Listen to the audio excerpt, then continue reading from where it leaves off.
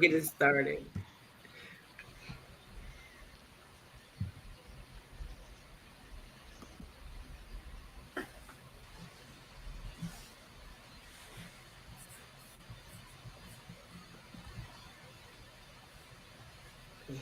We're starting.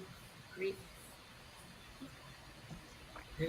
So welcome. This is the fabulous 40s, 50s, 60s, and beyond. We ain't going to talk about that though, the beyond, because we're going to share with you today some amazing things for us women. And I'm so honored today to have all these women here today to share parts of their lives. I've met so many of them on my podcast, and I was like, this is great to tell somebody in this world what we're doing and just enjoy talking about it. So, we want to share today what it really is to be fabulous.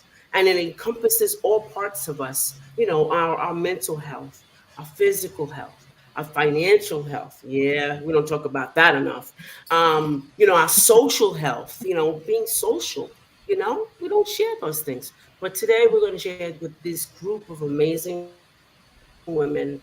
They have some PowerPoints and then they have some talking to do. But we're going to share that today. And we hope that you pay attention. Now, we are live on LinkedIn, we're live on YouTube, and we're live on Facebook. So make sure you pay attention.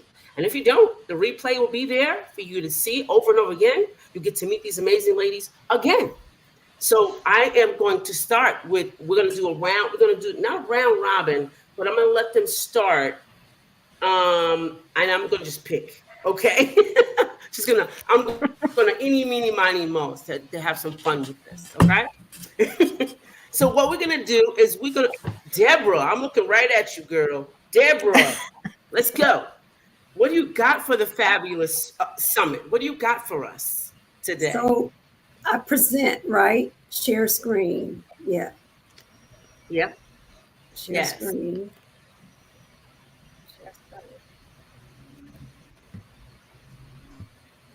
So You got it?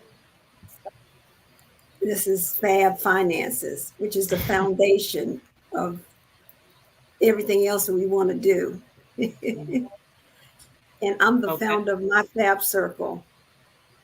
So I'm going to talk about these things. We're going to look at a holistic approach for finances. We're going to look at budget, emergency fund, credit score, net worth, retirement. And the one thing that people definitely are hesitant to talk about, but it's inevitable, we are going to pass away. So we need to do estate planning.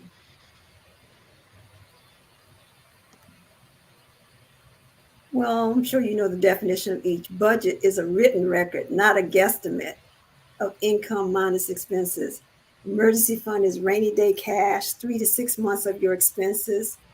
And credit score is where you record, track, and check your credit score at least annually. And net worth is a written record of all your assets minus all your liabilities and debt.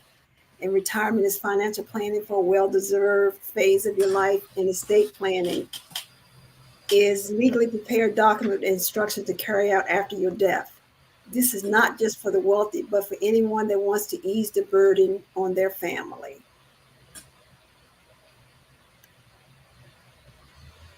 So budget guidelines are 50% of your after-tax income should be on needs, 30% on wants, because we do want to live fabulously. So we don't want to have too much of a strict budget, and 20% on savings, investments, and pay debt.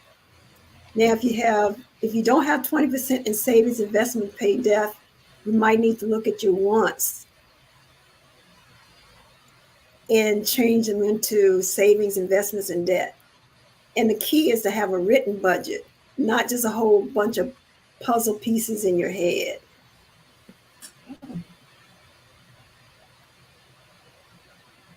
And then emergency fund is 3 to 6 months of your expenses, because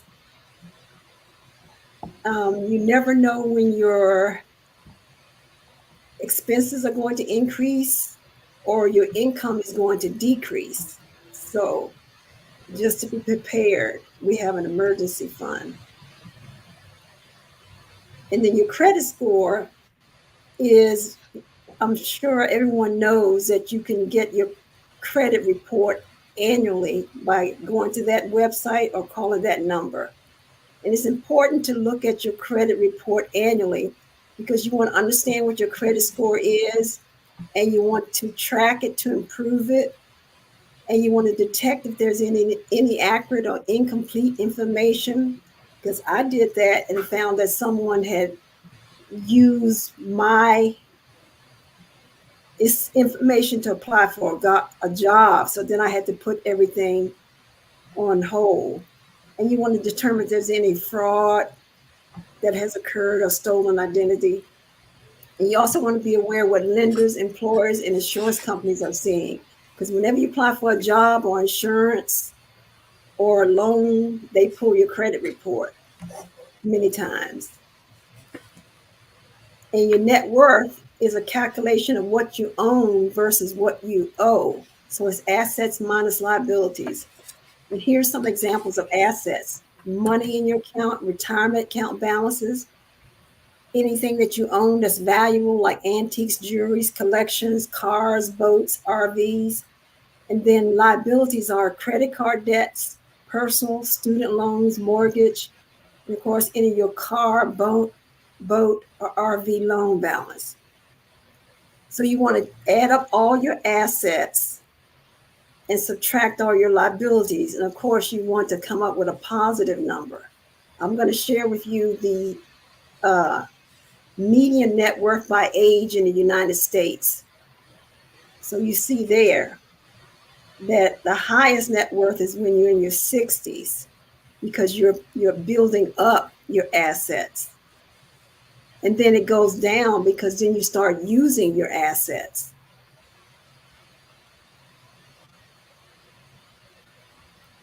And then net worth is connected to your retirement.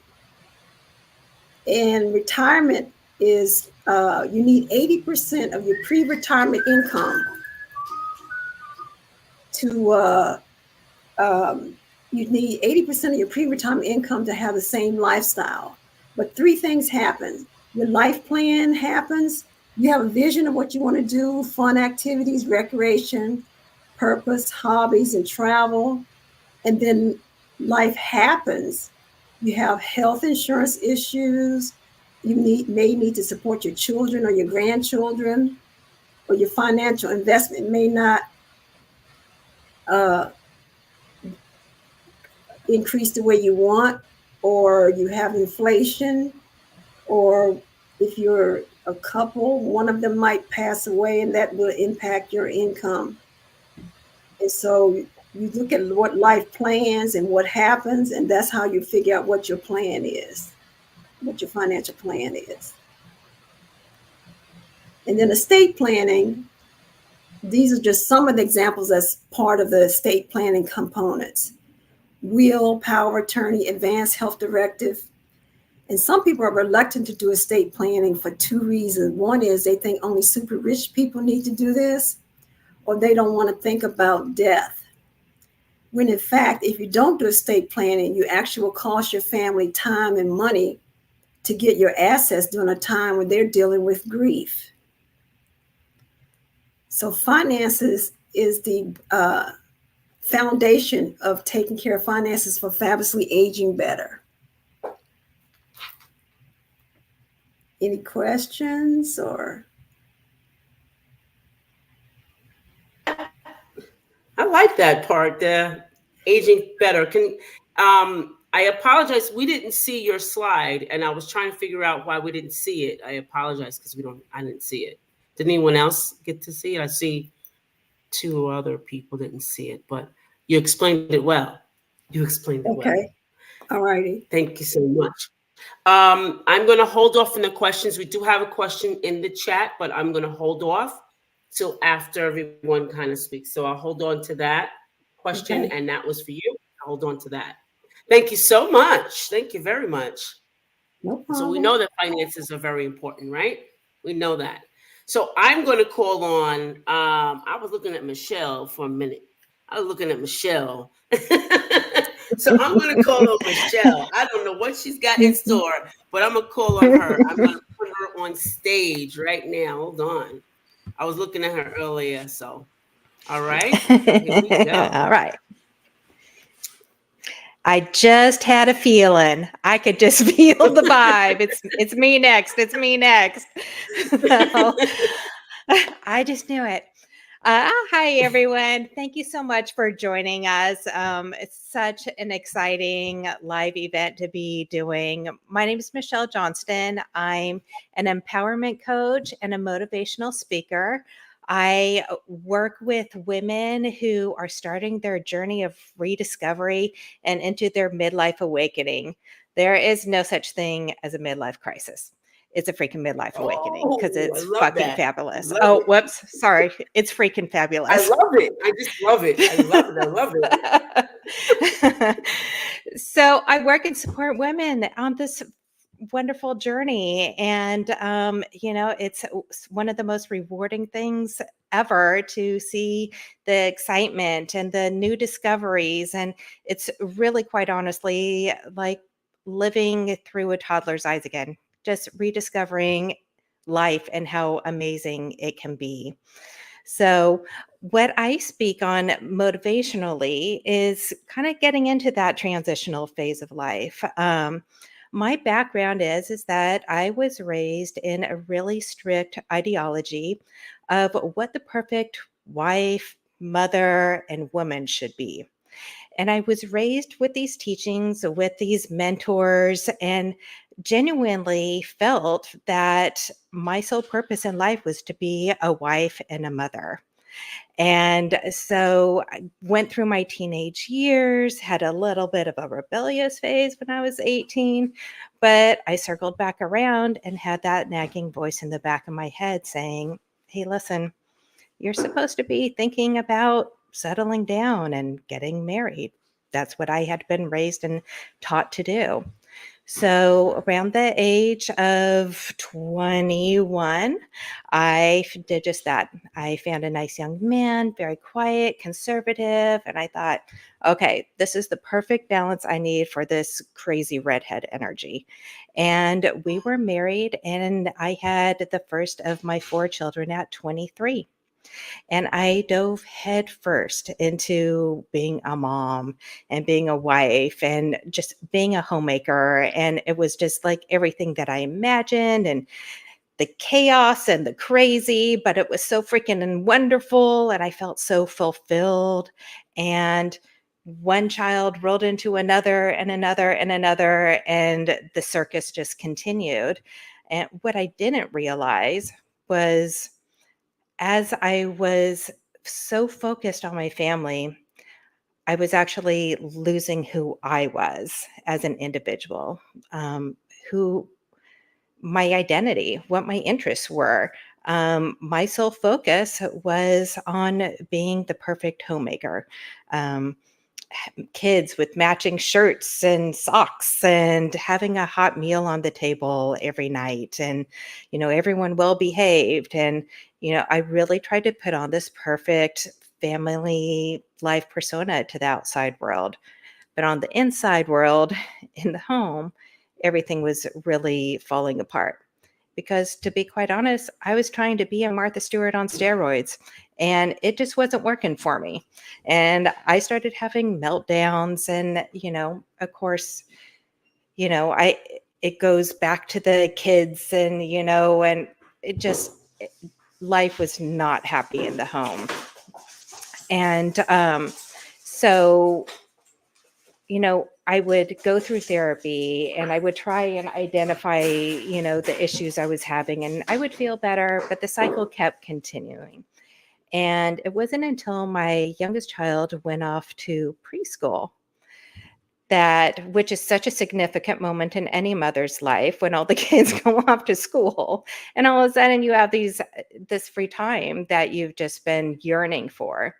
But it wasn't until he went off to preschool that I found myself sitting in the quiet of my home, and I had my oh crap moment. Okay, so I did the laundry. I've cleaned the house. The cupboards are stocked. What do I do now? What am I supposed to do with this free time that I have? Because, like I said, I completely lost who I was. I had lost my identity in being a mother and a wife. And I did not know where to go from there. I didn't have any interests outside of, you know, kids' crafts and making cute snacks and, play dates. So I really had to strip down everything in my life, everything about me, to really dig deep into, okay, where do I start? I didn't even know how to show myself love because to be quite honest, I didn't really love myself because I've just been so focused on everything else and trying to be something that I wasn't. I never had the opportunity to fall in love with my true self. So I stripped everything down. And for me, the very basic was trying to take care of myself. And that was going to be through nutrition and movement. At this point in time in my life, I had been diagnosed as being pre-diabetic and I had chronic hypertension. So the best way I could take care of myself was taking care of my health. So I started taking back control of my health. And then I started thinking about, okay, what kind of hobbies can I do? What are my interests? Well, I always take our family photos at holidays because no photographer could ever get my vision just right. So I just took control and started doing it. So I thought, okay, well, maybe I'll look and see if there's some photography class I could do. Well, lo and behold, our community college offers adult education, tons of classes, and there was a photography class. So I signed up in a photography class, learned how to use my fancy camera, and to be honest, I enjoyed it so much, it ended up being a little side hobby for me. Now I also had an interest in stocks and trading. So I took another course in learning all about stocks. And so what happened was I was starting to take care of myself. So the self-care piece came in. And then I started getting curious about life and what was out there and what started creating what I like to call a wouldn't it be cool list? Wouldn't it be cool if I knew how to use my fancy camera? Wouldn't it be cool if, I did a 5K? I hate running, but, mark that off of wouldn't it be cool? I always love watching Cirque du Soleil stuff. And I thought, man, I wish I could do that. Well, guess what? There was a studio in my town, and this girl was doing the aerial class and learn. I was up on the silks, I was flying, I was doing all the things. Yes, I was only 40-year-old flying through the sky up there, but I did it. So I got really excited, really curious about life. And I started doing things on a daily basis to start loving on myself too. I think we as a women have a tendency to make these great big goals where we go 0 to 100. And, I want to be reading a half hour every day. I want to go for a 2-mile jog every day. And the thing is when you set these huge goals, it's really hard to stay consistent. So it's really great to start with the itty bitty things because those little bitty consistent things are going to build into these bigger stepping stones along this journey of rediscovery and self-love and living a more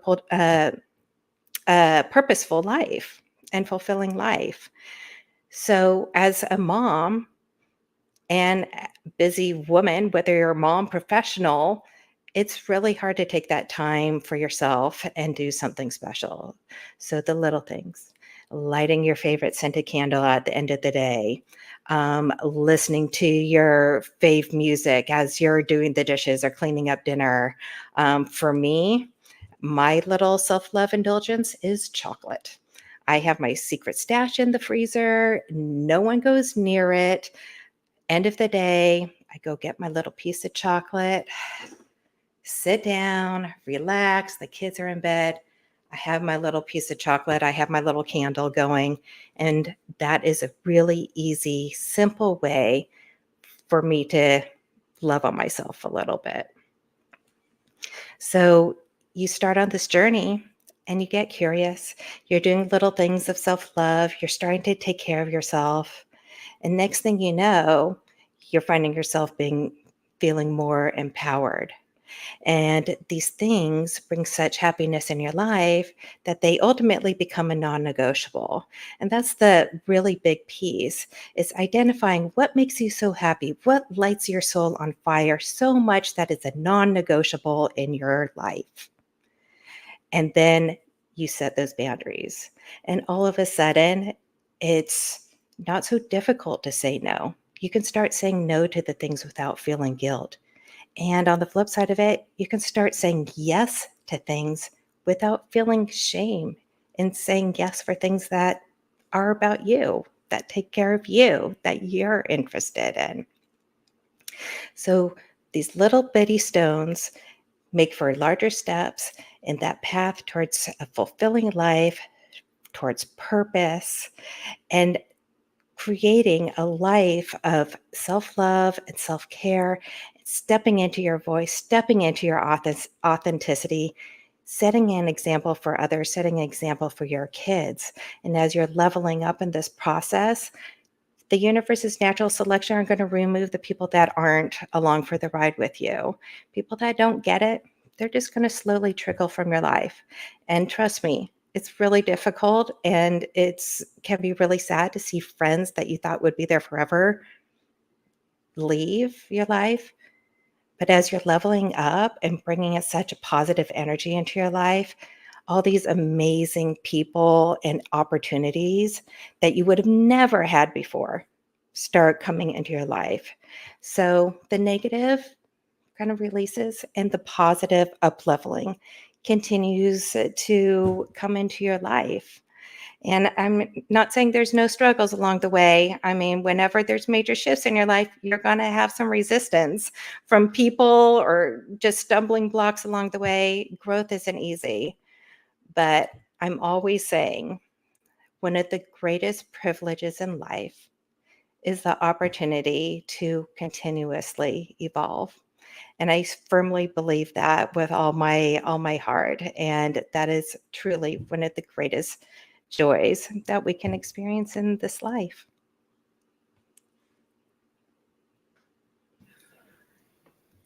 Now, ladies, I don't want you guys to sit there because I know I've seen some interactive workshops. Let's see some hand clapping, some like being happy for her. We can't just. I don't see enough women support each other, and I mean, I'm excited. So my excitement is on external and internal. So let's give her a hand clap and give the one that spoke before her. Hand clap. Come on, come on. I love this. We have viewers on LinkedIn, so I'm really excited about this. We have viewers on LinkedIn, and they're saying they love the passion that you have. So keep doing what you're doing, Michelle. Thank you so much. Thank you. Thank you. Appreciate that. So I see Christine. I see her hand going up. So I'm going to do Christine next. Christine, where you at, girl? Where you at? I am here. We'll see if the presenting mode works. So I am Christine. Okay. I'm going to have to. I see you have two up. Yes. You see the slide? Okay. Go ahead. I got you. You see the slides, Edna? I think you have two up. So I'm going to let you talk first, and then I'm going to put your slide on. I see it. Okay. Okay, great. Do you want me to do that first? Slides up is great. Slides up is great. Okay. I do all kinds of online trainings, but this one's a new one with slides on StreamYard. Awesome. Awesome. Well, I'm so happy to be here with everybody today. I'm in Dallas, Texas. I am a career and life coach. And if what our last speaker just said resonated with you, I think this is going to really hit the message home because there's going to be some similarities and hopefully some really concrete tools that'll help you. I'm going to pop a little freebie in the chat for everybody. So some tools you can use at home later on to help you process so many of the things that we're talking about here tonight. So my son is a freshman in college, and we just had spring break about 2 weeks ago here. We did a little bit early in Dallas, and I was so happy to have him home. But it also hit me that 4 years ago, when he was a freshman in high school, he went on spring break and he didn't go back to school. COVID-19. And now I know we're all sort of sick of hearing or thinking about the pandemic, but it was such a pivotal time in all of our lives, and it affected everyone in different ways. For me, it really crystallized some life lessons. I live with chronic illness, and I have all of my adult life. I turned 50 in July of 2020. So there was no big trip. There was no big party. What I did instead was give myself the gift of writing a book. And as a career coach, what really hit me was the fact that the extreme job loss that we were facing at the very beginning of the pandemic and the loss of health really share a common theme, and that's a loss of identity. And when our labels change, who are we? Who are we at our core? So this book is really about resilience, personal growth, and coping with change. And I wanted to explore some common shifts and challenges that we go through in both our personal and professional lives. And I wanted to provide people with tools for coping with these changes. So in the book, there's space to journal, positive affirmations, powerful questions to reflect on and learn from. And I share this because what I'm going to talk about and the free goodie that I popped in the chat and that Edna can share in the other channels draws on a lot of the same material. So it echoes some of what's in the book. And in some cases, it takes the ideas a step further. So life is full of twists and turns, happiness and hardship. We were just talking about some of this, and none of us gets out unscathed. And the difficult challenges that we're forced to face, when that happens, we have to really dig in deep for inner strength. And that's typically when life's biggest lessons and opportunities are revealed. What I say all the time is that clarity can be the gift of crisis. As women, as wives, mothers, grandmothers, sisters, and friends, we're often guiding our loved ones through times of change while simultaneously trying to cope with that ourselves and figuring out our new normal. And at this stage of life, midlife, you may already feel like an expert at coping, but chances are you're still dealing with a shift in roles, changes in relationships, and a new season in your life. Midlife offers us an opportunity to reflect on where we are, and who we want to be and what we want out of the rest of our lives. Sometimes it's the external pressures like illness or job loss, divorce, or death that cause us to pause and reflect. Other times it's just the natural shifts and changes that we're going through. Graduation, empty nests, milestone birthdays. We live with a lot of labels, and that can limit us when we don't know who we are when those labels change. Who am I if I can't parent the way I want to as a sick mother? Who am I if I can't work? Who am I when my identity shifts after divorce or my kids are grown? So one of the things I feel like, unfortunately, I hear a lot as a friend and as a coach is that we are so good at guilt. How many times have you struggled with this?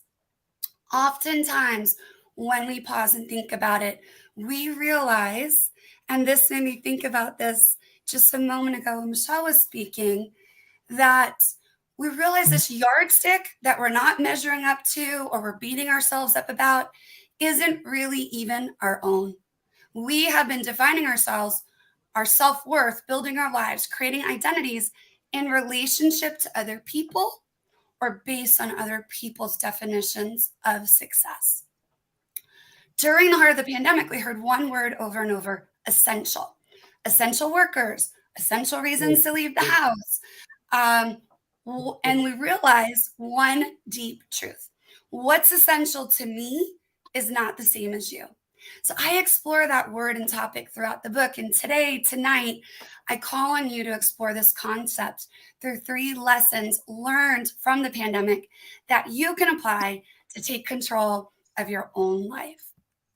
When we know what is essential to us, how we define success, it makes it easier to cope and make choices.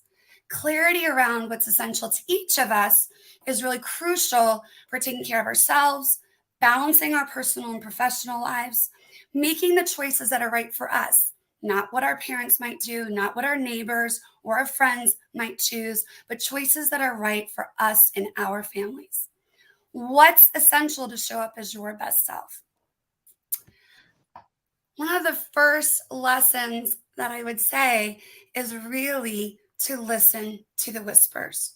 Part of what was so difficult about the pandemic was that it made us pause, right? The very beginning, we had to shelter in place. We had to stop and slow down. And generally speaking, ours is a culture of achievement, right? Busyness is worn as a badge of honor. And in that busyness, we can lose track of where our time, our energy, and our attention are going. We're busy, but what's filling our time? Is it the right things? Is it what's most important to us? And is it what's truly essential? How do we balance work and family, our individual needs with the needs of others? Again, both personally and professionally. And so often we feel like we're on a seesaw, right? Bouncing from one to the other, juggling, jostling, riding high only to go slamming down again. And we feel out of balance. We lose our equilibrium or our center. And so when outside factors like an illness or the pandemic or some other major life event stops us in our tracks, we're forced to confront ourselves. And so this idea of slowing down and listening to the whispers. When we slow down, we make space for our inner knowing. And I have learned this the hard way. I have realized through chronic illness that if I don't listen to the signs that my body is tipping over the edge, those signs that I'm no longer my best physically, mentally, emotionally, things just get worse. I have to listen to my body before it's screaming at me to stop. If we don't pause and listen, we make things harder for ourselves. And this is often when people start to feel like they're either out of control or stuck. You know what you want and need and where you're out of balance. You do. Deep down, you do. So you got to slow down and be still and listen. And sometimes that feels uncomfortable. This is often a sign of an area where we're avoiding something or we're afraid of something. Boredom, procrastination, avoidance. These are messengers. Listen now before it gets worse. Many of you have probably seen the Wheel of Life exercise. This is a very popular exercise. I share it in the workbook as a starting point for reflection. There's no one right answer how to make it all work, what makes you feel balanced and whole.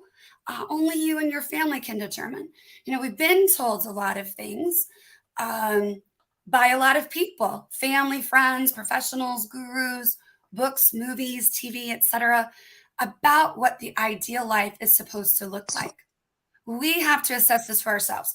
And when we haven't been doing so, midlife seems to force our hands and make sure that we do. We have to make time to pause, some space to reflect. What areas of our life feel good? What are we proud of? What needs work? Where do you feel off track or out of balance? And then what do we do when we feel out of track or out of balance? And that's lesson number 2. We get back to basics. We fix our foundation. In the early days of the pandemic, when we realized we were stuck at home, like it or not, people started embracing hobbies, baking bread, doing puzzles, things they hadn't done in a long time or had wanted to try and never felt like they had the space for. We kept ourselves productive in meaningful ways, right? Organizing the closets, revamping bedrooms, etc. We started connecting on Zoom with old friends. I even had a Zoom call with my college roommates. And I remember thinking, this is kind of interesting because we don't even see each other once a year. But we started thinking about who and what was really important to us. And how did we decide what was important? For some people, it was the things we used to do and finally had time for again, things we've been putting off. But we were limited too, of course, right? We couldn't do some of the things we wanted to do. And we did miss our family and friends and had to get creative. And we did that. Why? Because who we're around is also essential. And that's going to be lesson number 3 that we're going to talk about in just a moment. From both the positive and the negative sides of shelter in place, we were reminded of what we value, who we value, and what we need. When we feel out of balance, our values bring us back to center. That's that seesaw image I was talking about and just put on the screen. That seesaw, teeter-totter, if you live in other parts of the country or world, up and down feeling, how you keep that balance, you focus on the center, right? The fulcrum. That's the point where the lever rests or is supported in which it pivots. Well, guess what?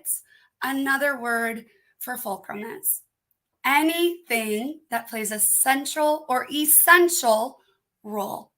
Essential. So our values are the center of the seesaw, or another way of looking at it is the metaphor of a scale.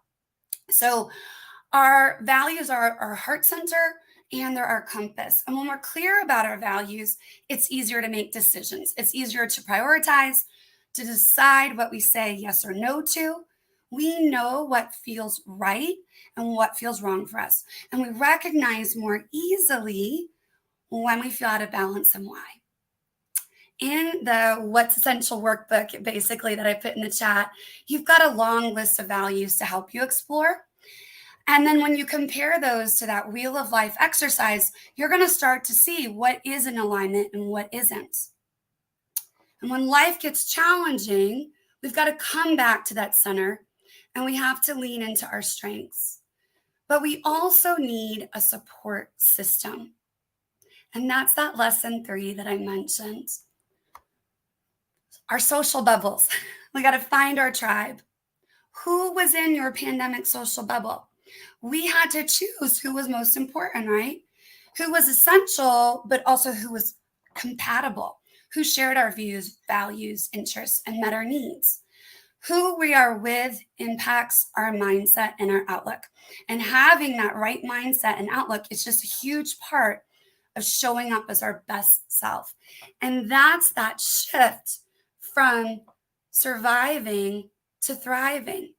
And the best people for us encourage the best in us. You have to know yourself to know who you need to be with.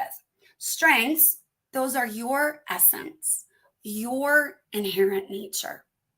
Who balances your strengths, your style? Who wants to see you flourish? Who honors your essence? And what does this look like at work versus at home? Who are the most important people in your life? Who do you spend your time with? And how do you feel before, during, and after interacting with them? And so in your workbook, you've got a page to brainstorm and name your strengths, explore your essential needs in order to craft your own definition of success and space to really think intentionally about your tribe. Stephen Covey has a really fantastic model for helping us understand how mindset and focus impacts our ability to influence our own lives and other people. So proactive people focus on what they can do and they can influence. Reactive people waste energy on things that are out of their control.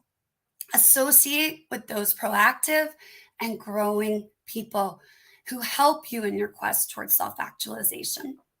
If we cultivate a proactive focus, we increase our ability to adapt. It doesn't do to be mad or sad or focus on the disappointments. Yes, we have to feel our feelings, and yeah, we have to process those, but we don't want to stay in that space too long, because otherwise, when we feel that way, that's what also produces that feeling of being stuck, or as the previous speaker mentioned, shame even. So the antidote to resistance is acceptance. That's admitting how we really feel and starting there. Start with radical honesty about where you are now and where and who you want to be. The more work we do on all of these pieces that we've talked about tonight, the more we incorporate the lessons learned, the better off we'll be when it comes to weathering the inevitable trials and tribulations, those ups and downs, that seesaw of life. And the more likely we'll feel in control of our lives. Be the captain of our own ship, no matter what storms we are weathering. We have one precious life. This is our life, and only we can live it well. So listen to your inner knowing, center on your values and what success means to you. Nurture that foundation in your mindset. Surround yourself with people who help you to do all this, who support your best self. And most of all, trust in yourself. You know what is essential. You know what is essential for you. The only one, the fabulous you. So trust in that inner knowing. That's the beauty and the gift of midlife.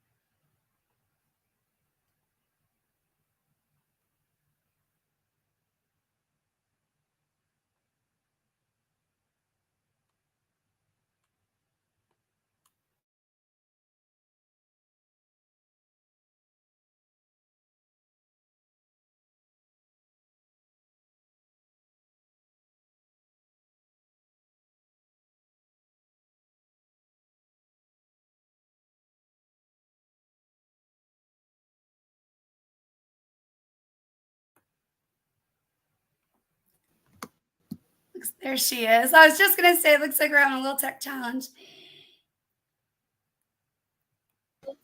Yeah, I am challenged today, ladies. I am challenged.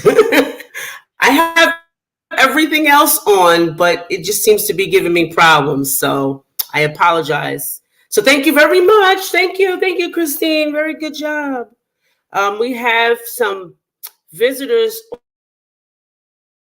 on LinkedIn. They are sending us all kind of comments. They're looking at they like the information that you're giving them. So they're sending all good comments. Good job. Great job. So, all right, guys. Good one. Thank you. So who is up next? Let's do Leoma. Where are you, baby girl? Where you? Where are you? Okay. I see you there. Here I am. All right. Well, I'm pleased to be with all these people who have been thinking through issues that I've struggled with over the years. I should have known you 30 years ago, might have helped. But as it is, I just consider myself one of the elders. You know, I've been there and done that. And so when I was in my 50s, I thought I was at the top of my career. I'd lived in Sudan for almost 20 years, had a PhD in linguistics from the University of London, and was an assistant professor at the University of Khartoum in the Sudan. In addition, I was the linguistic coordinator for the SIL work in Sudan. And I was using my education and experience to the full in the world's hottest capital city, Khartoum. It was challenging and I loved it. But as an only child, when my mother became frail, she was in her 80s, I had to leave all of that and return to the United States, particularly to Knoxville, Tennessee, to take care of her. My father had passed away years ago, so I became the responsible person. It took me a year or so to settle into that role, and then I experienced an identity crisis. Who was I? I was no longer Dr. Leoma, the person needed by almost everyone I knew at one point or another. Suddenly I was the driver, the shopper, bookkeeper, nursing assistant, hospital visitor, cook, maid, and author. In 2006, I self-published a memoir about my life in Sudan over those 20 years. I knew nothing about writing a book, publishing it, or marketing it. My cousin is a graphic artist, and she designed a lovely cover and typeset the book for me. And I took 2 courses on self-publishing, and that was the extent of my knowledge. The book, Every Day But Not Some, was almost 500 pages long. I sold quite a few copies, amazingly, though I didn't know anything about Amazon reviews or anything about marketing. Again, I could have used some of your all's help. Another significant event happened in 2006. I was struggling with what my future looked like. Should I find a job, try to become an American again? Was there something more for me to do in Africa? I hoped so. As I was considered one of the longest serving members in Sudan with SIL, the director asked me to review some papers for an upcoming conference she was attending. And as I read the last one, it was about training. And that was my passion. I realized this was the job I had been waiting and hoping for. So I contacted a few key people to let them know of my interest. And in January of 2007, I became the director of training for SIL in Sub-Saharan Africa, which is large enough to be getting on with. The main part of my life was, or my job was to create an accredited training program for African colleagues who needed to learn the competencies required to effectively do the jobs they were already assigned to, but without the background that they needed. So according to the guidelines, most positions require a bachelor's degree, and many of our colleagues had only completed secondary school. All the training programs offered by SIL in other countries was expensive and taught at master's level. So there was a significant gap that needed to be addressed.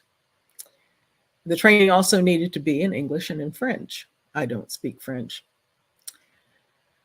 The students should only be away from their homes and projects for short periods of time so as not to lose touch with their teammates and to stay engaged in their work.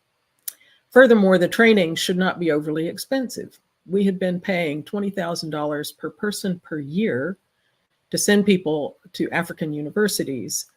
But because they were away for 4 years, their families had to come with them, and thus the cost became unsustainable.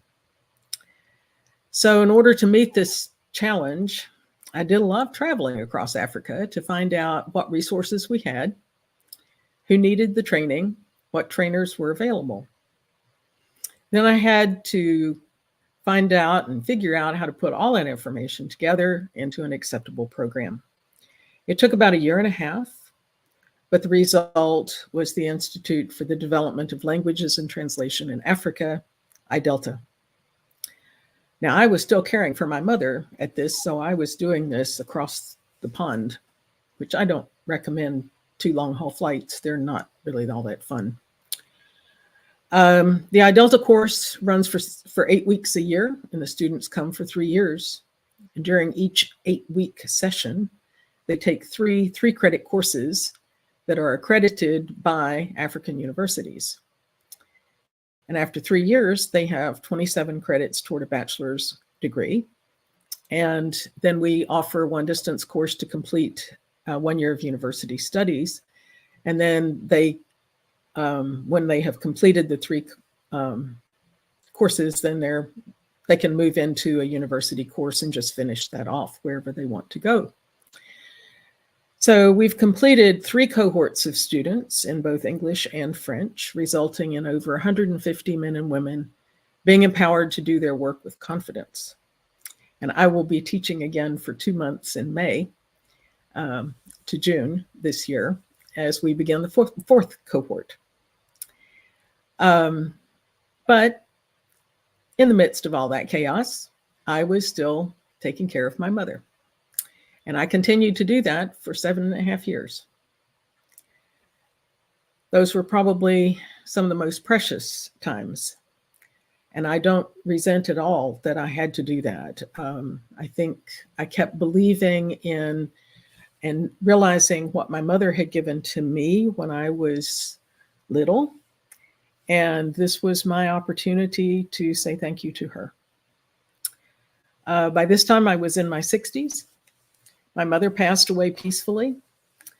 And I realized that I could go back to Africa. And when my family said, "Why are you going back to Africa?" And I said, "Because I can." So in 2013, I moved to Nairobi, Kenya, where I lived and worked for another 4 years. And once I had reached retirement age, I moved back to the US, officially retiring in 2017. But that summer, I was teaching at the I-Delta course, and a colleague of mine, she has 6 children, and so 5 of them are girls and 1 is a boy, and I got the boy. He came back to live with me, and that he finished his last year of high school here in Knoxville, and then attended the University of Tennessee. He lived with me through COVID and kept us both sane. He graduated with a bachelor's degree in mechanical engineering and is now working as a financial analyst with an investment bank in New York City. So when he came to the US, he was 16 years old. So I tell people I didn't start with the diapers and the tantrums. I started right there with the hormones. First thing I taught him to do was to make a birthday cake, because my birthday is 3 weeks after his, and there's a 50-year difference in our ages. So it was a really interesting dynamic. We had a lot of very deep talks, and I walked with him through racial prejudice, cultural and academic adjustment, dealing with the pandemic, and understanding our faith. It was a very rich time for both of us. I believe investing oneself in younger people has great value, keeps you young and helps them maybe stay away from a few mistakes. When I first retired, I feared that I wouldn't have enough to do. You may get the idea that I'm sort of a workaholic. Since I'm single and I had no children, then I can just do whatever I like, right? So I work. So I began teaching as an adjunct professor at a small local college, and got involved with church activities, and of course, being a soccer mom or grandmom. But it didn't take long before I burned out with all that activity, and recognized that I wasn't doing the one thing that I felt was the reason I had come home and retired, was to become a better author. I had multiple books in my head, and they needed to get out into the world. Authors don't write because they're going to make money. They write because we have to. So once again, I got my priorities straight, and I appreciate the mention of that by the previous speaker. I began writing and joined the local Authors Guild and took on some online conferences and workshops on how to publish and market a book. I've written a devotional book, 3 books of prayers for issues in our world today. And now in my mid-70s, I've begun on my 3rd book in my memoir series, Not How I Planned It, because that's what life has basically been. These 3 books are basically based on the everyday, but not some book, but they're shorter and they're written a whole lot better. The first book, Launching into the Unknown, came out in 2023, and the second book, Life in a Tumble Dryer, is due out in July this year. I'm very deeply grateful to my mother for saving my weekly letters to them. I have a file drawer filled with them, and they contain a wealth of stories that I had forgotten. So my books will be richer for having this resource. And I've also been very grateful for Alexa Bigwharf in her Write, Publish, Sell, teaching me all kinds of things that I need to know as an author and building my confidence, my expertise, and my hope. So my life hasn't been how I had planned it originally, but it's been much richer and better and fulfilling. I'm very grateful to the people who've encouraged me through this process and the strength to do this, and who knows what else I might get up to. Thank you.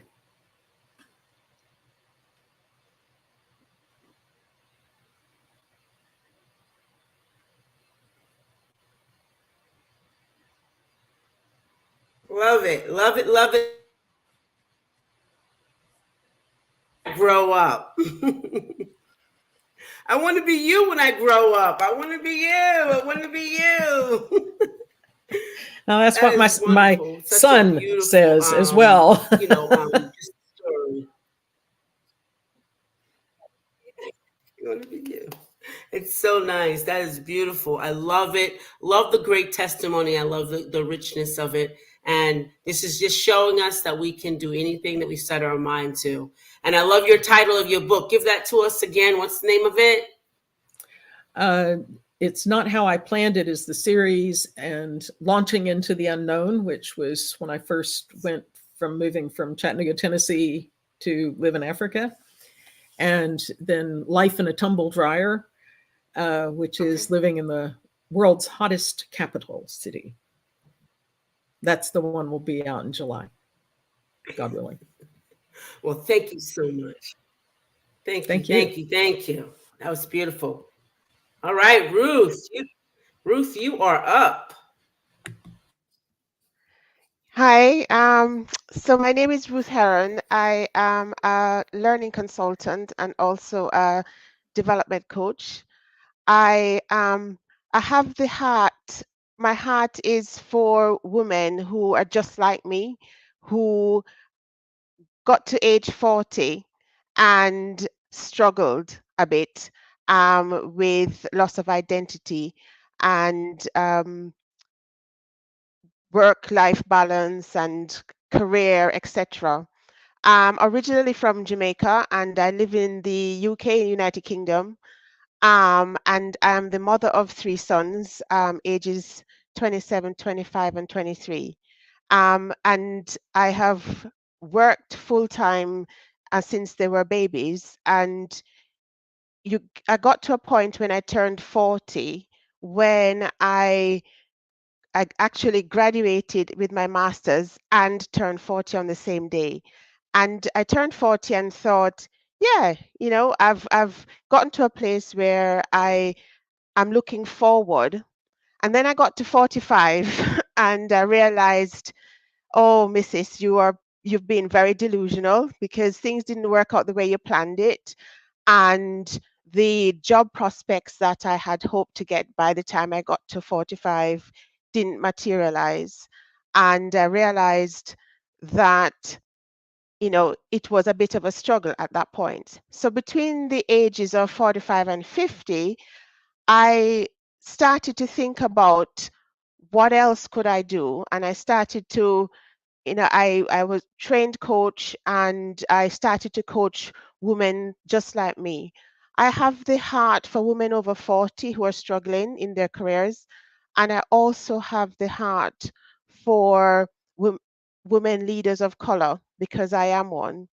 And so what I want to be able to do and what I have been doing is working with, all women really, but my heart and focus is on women over 40 and women leaders of color, is because I want to be able to share what I have learned, and I want to be able to lessen their struggle. And for the things that I have learned, I want to be able to share with them and enable them to be able to move forward probably a bit more swiftly than I did.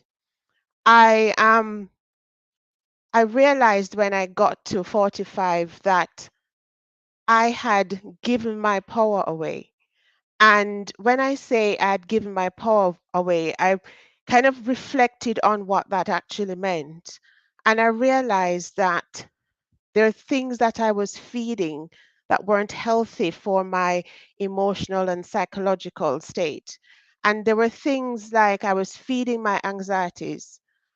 I was allowing myself to be anxious about things, whether it be in work and meetings and contributions and communications and engagement. And I also was feeding my negative thoughts about my abilities and, what value I added to my organization and to the work that I was doing. I was also feeding my minimized self-belief because I had gotten knockback after knockback. And when you get knockbacks, you realize and start to believe that you are not as great as you thought you were, and you start to believe, well, it must be me, it's not them, and there is a reason why I'm not moving forward according to the plan that I had when I was 40. And so I was feeding those minimized self-beliefs. I was feeding my doubts about my abilities, my doubts about the way forward, my doubts about my focus. And I was also feeding this whole imposter syndrome. I, I thought, well, my success so far, well, it's just luck. It's not about my abilities. It's not about, what I've done. It's not about my experiences. It's just pure luck. And so I was feeding those things. And I realized on reflection that I was giving away my power because I was feeding those things. But the other thing, in terms of me giving away my power, there were things that I wasn't doing. So I wasn't embracing opportunities. I wasn't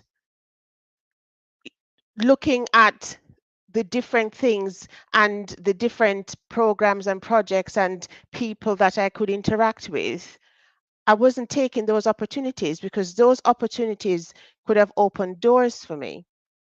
And I realized that actually nobody's going to come and save me. And if I wanted to make a change, I needed to do that for myself.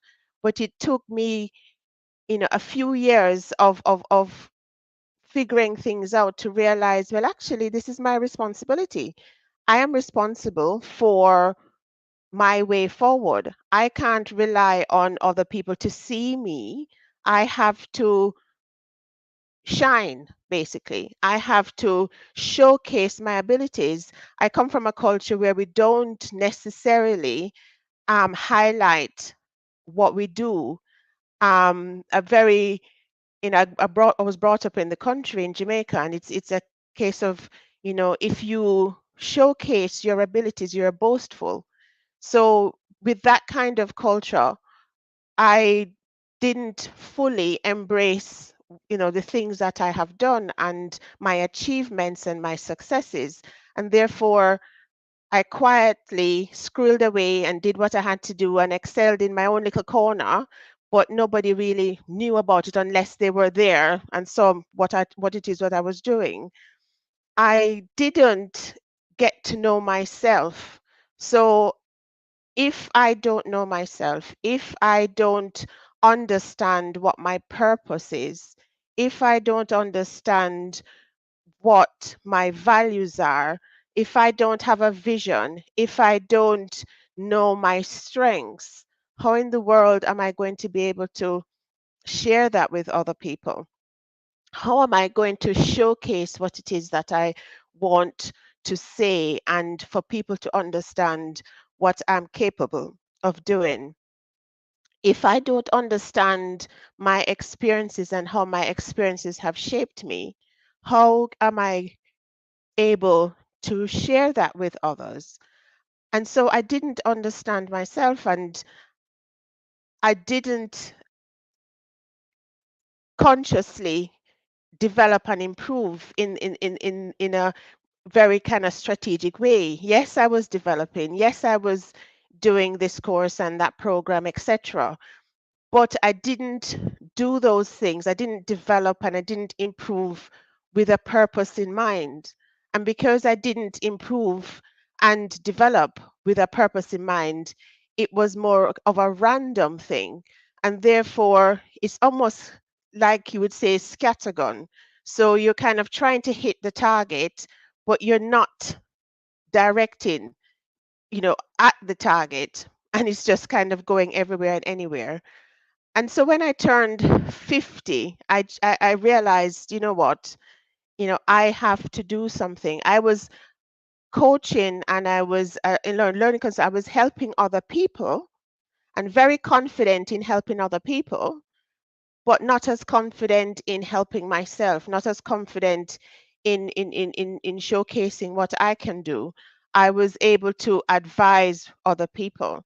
And the whole thing around, you know, being able to have self-belief, being able to be strong and understand your strengths and, understand where you're coming from and what it is that you want to do and where you want to go and who you want to be. You know, I've realized that I needed to have clarity around my values. I needed to have clarity around my purpose. I needed to be able to articulate that in the best way possible.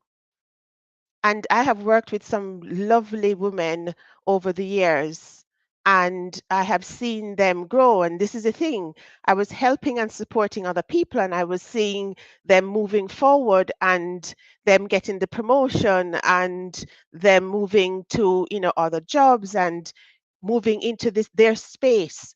And it took time for me to understand, actually, I needed to do that for me. But also, by doing that, I understood as well that what I really want to do is to help other women just like me, so that all the things that I have learned, I can share, I can enable, I can empower these women, and I can do that with a conviction and a commitment, and I can do that based on my values, which includes integrity and authenticity, because this is who I am. And if I can share who I am, if I can share my experiences, then it will be real for those women who I'm trying to support and who I'm trying to enable and who I'm trying to empower. So my journey has been, I'm 55, this year I'll be 56. And my journey from 40 has been up and down, but I'm at a place now where the last 12 months I've realized I actually like writing. In 2022, I went through 2 major surgeries. And while I was recuperating, I thought this is a great opportunity for me to start writing some of the lessons that I've learned, so that not only the people that I coach, but other people, other women, just like me, can read, and I can share what I have learned, some of the lessons that I have learned. And so I had my up in September, well, 2 ups in September. And to take my mind off the pain and my recovery, I wrote my book during pulled all of my notes and everything together and published in November of 2022. And I have learned some really good lessons. I have learned the things that I want to keep the same. So I want to keep my values and my beliefs, because I'm a Christian first and foremost, and my values and beliefs are centered and reinforced and underpinned by that. I want to put myself forward, which is things that I want to do differently, is put myself forward, because I didn't do that before. But I'm realizing that that gives me opportunities, and it will give you opportunities if you consider the opportunities that come to you, and you grasp that, and take advantage of those opportunities. Then those will open doors for you. And so I've realized that I have decided to not to listen to negativity. I'm a glass half full kind of girl anyway. So, I try and stay away from negative talk, because negative talk doesn't help me, and it feeds into my whole negative, thinking, and then it links back into self-belief, etc. So I don't want to consider that at all. and I want to be able to share what I have learned. You know, one of my mottos comes from Philippians 4:13, which is I can do all things through Christ who strengthens me. So my kind of motto from that is yes, I can. So if I'm presented with anything, and I would encourage you that if you're presented with any opportunity, before you say no, and before you say, no, I can't because I'm not sure, and self-doubt creeps in, I want you to think about, well, yes, you can, because it doesn't matter how old you are. It doesn't matter when you start. Many of the great inventions in life were started when, you know, those people were of a certain age. So my thing is, yes, I can. And I would encourage you to say, yes, you can also.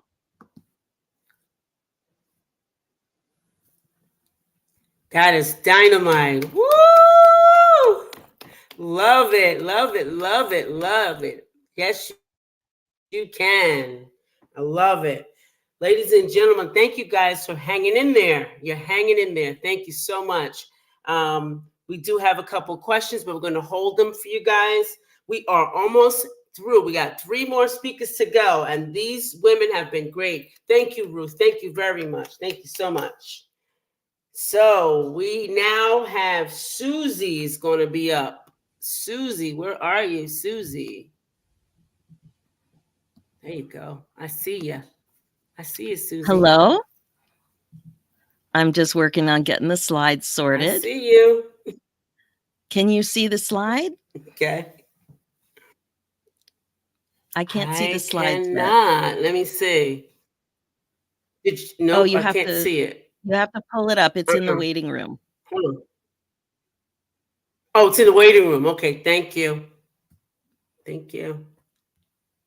Where is it? I didn't see it. Cynthia's in the waiting room.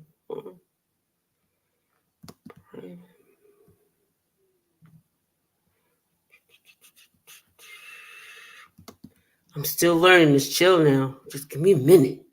I'll introduce myself as you're pulling it up. Go ahead. So Yeah, my you name, did it.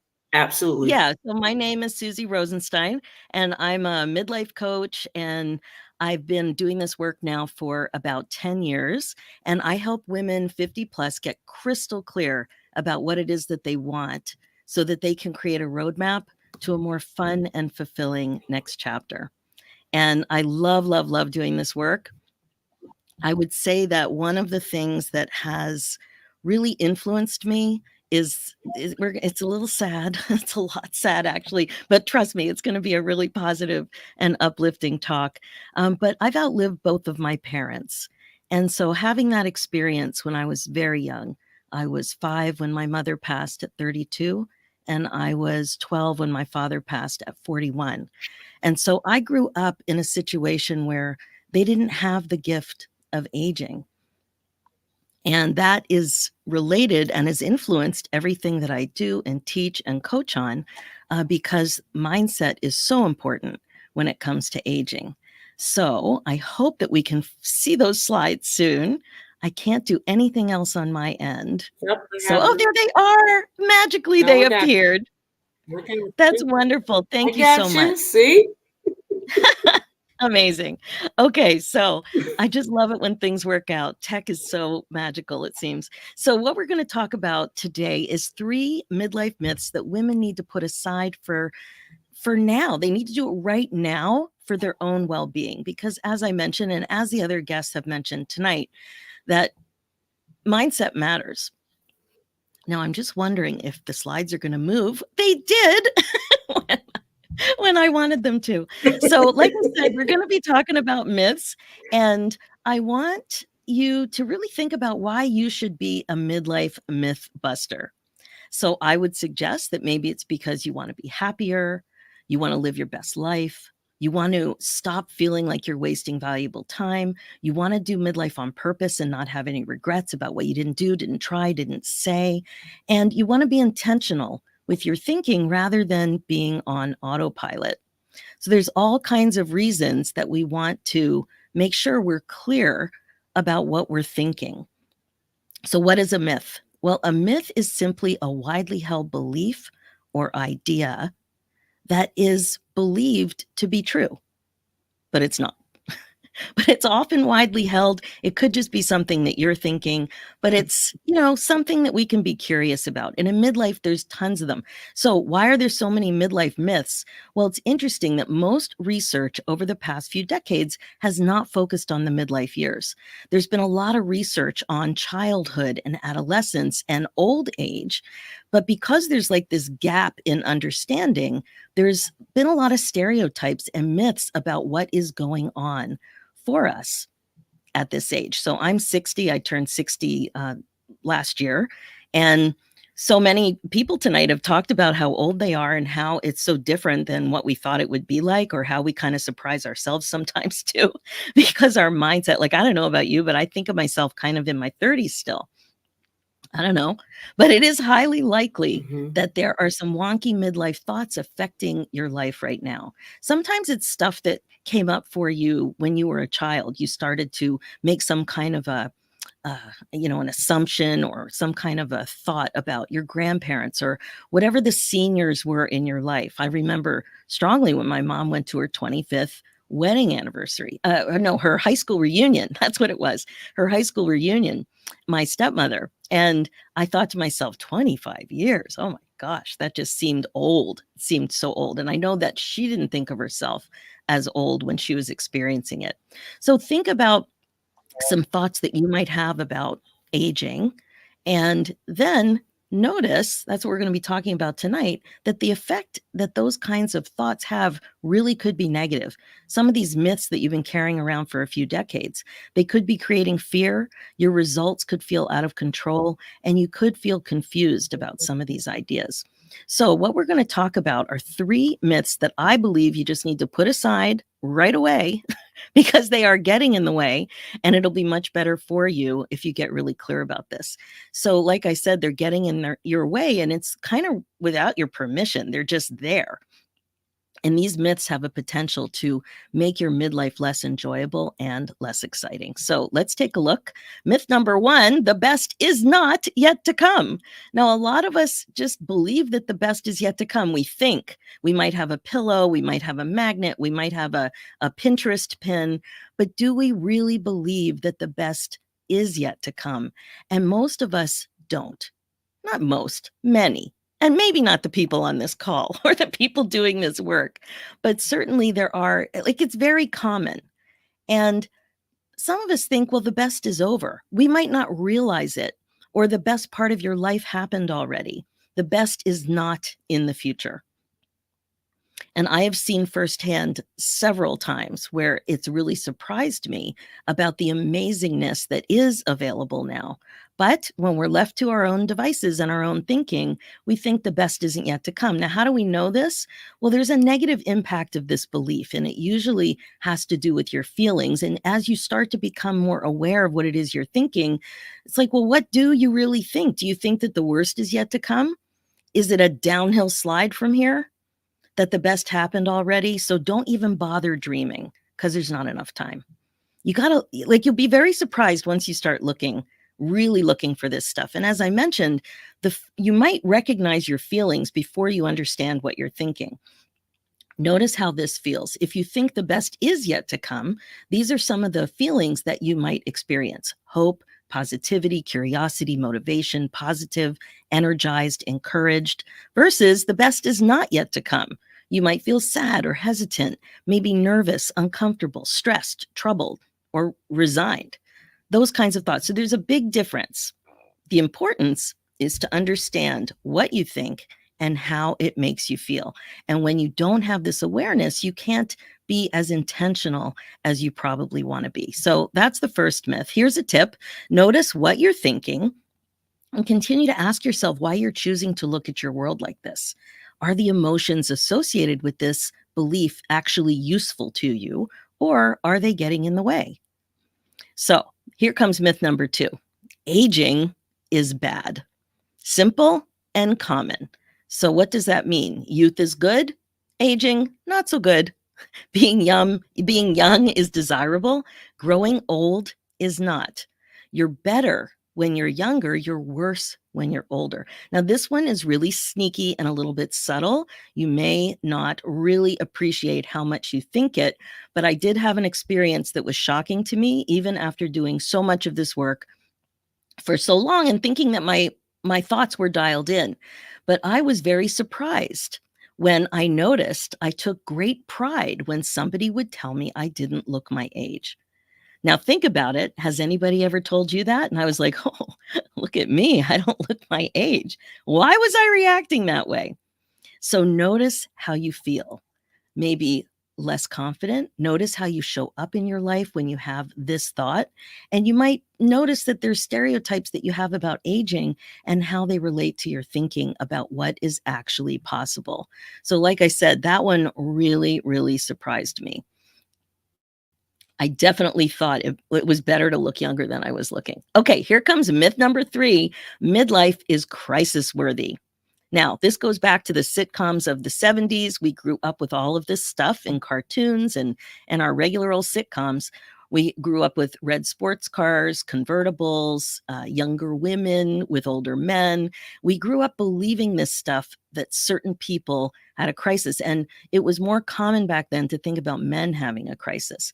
But what's going on for women? Are we thinking the same thing about what's in our future? What kind of an adjustment are we going to have to make? What kind of an identity tweak is going to be required for us? So I think of a midlife crisis is, I don't know, it's bigger than what it really, I think, is worthy of thinking of as. So I think of it as an emotional crisis of identity and self-confidence that can occur in middle age. So that's what a midlife crisis, when we're thinking about it, we're going into that. We're not thinking about, oh, let's just check in with our identity. We're thinking, no, it's like a massive, massive crisis, like a really big deal, like a freak out when you hit midlife. Bad things happen to you in midlife. This is what we're thinking about.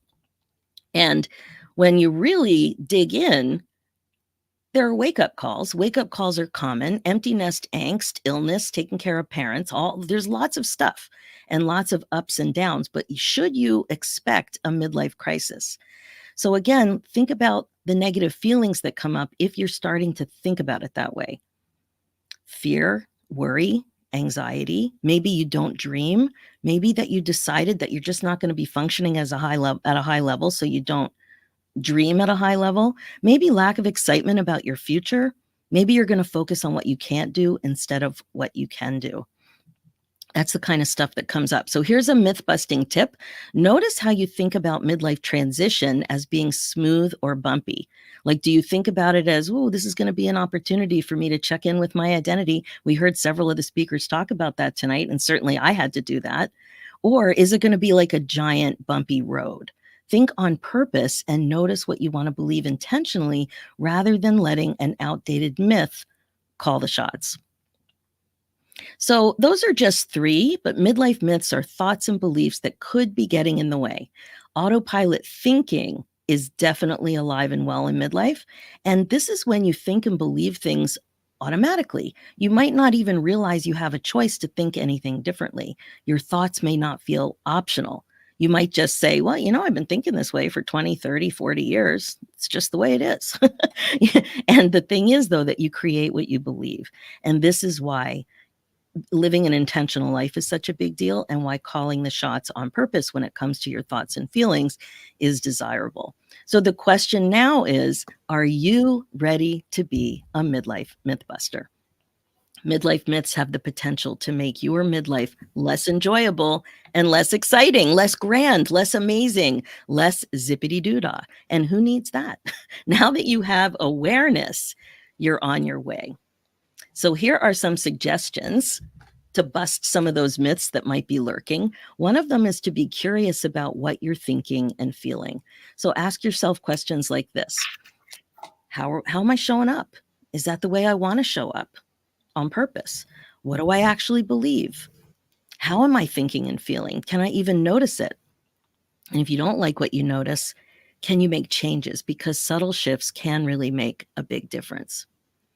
And here are some thoughts to try on. You can play with thoughts like these instead and notice if you feel feelings that are more useful for you. Things like, the best might just be yet to come. Like sometimes you can't just snap your fingers and go to the land of rainbows and daisies, but maybe you can just try on a thought and see if it just helps you a little bit feel things that might be more useful for you with the goals that you've set. Could you be open to the idea that you're not just older, but that you're older and wiser and more fabulous? Could you be open to the idea that there are opportunities that you never even noticed before? Just be open to it. Could you want a midlife to be a time to decide on what you really want? And could you do midlife on purpose? So there is a lot going on up there in your mind. You can learn to get out of your own way by being curious about some of these common midlife myths. Just be more curious. And if you want to learn more, I have a free guide for you. It's called the Top 10 Questions to Reimagine Life After 50. You can head over to my website at susierosenstein.com/10 questions. I'm also the host of 2 podcasts, and you can check those out. One is called Women in the Middle, Loving Life After 50. And there's a new one called Women in the Middle Entrepreneurs, and it's about the reality of running a business and dealing with the ups and downs of midlife, like what is really going on behind the scenes. Here's ways to connect.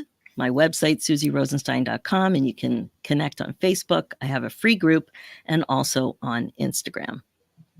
That's what I have for you now. Let's be midlife mythbusters together. Thank you so much. Yay! Very good. Thank you so much, Susie. Thank you. That was really good.